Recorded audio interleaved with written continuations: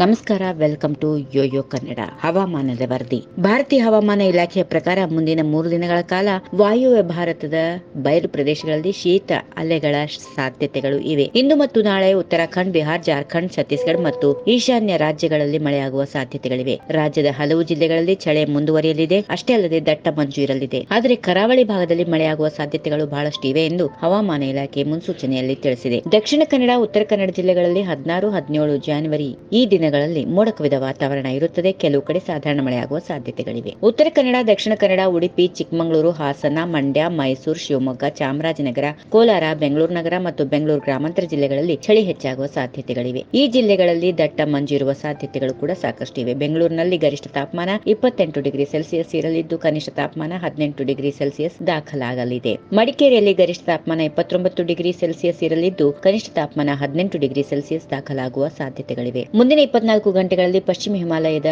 ಒಂದೆರಡು ಸ್ಥಳಗಳಲ್ಲಿ ಲಘು ಮಳೆ ಮತ್ತು ಹಿಮಪಾತ ಆಗುವ ಸಾಧ್ಯತೆಗಳಿವೆ. ಸಿಕ್ಕಿಂ, ಅಸ್ಸಾಂ, ಮೇಘಾಲಯ ಮತ್ತು ಅರುಣಾಚಲ ಪ್ರದೇಶಗಳಲ್ಲಿ ಲಘು ಮಳೆ ಆಗಬಹುದು. If you like this video, ಬೇಗ ಲೈಕ್ ಮಾಡಿ, ಕಾಮೆಂಟ್ ಮಾಡಿ, ಶೇರ್ ಮಾಡಿ ಹಾಗೂ ಯೋಯೋ ಟಿವಿ ಕನ್ನಡವನ್ನು ಸಬ್ಸ್ಕ್ರೈಬ್ ಮಾಡಿ.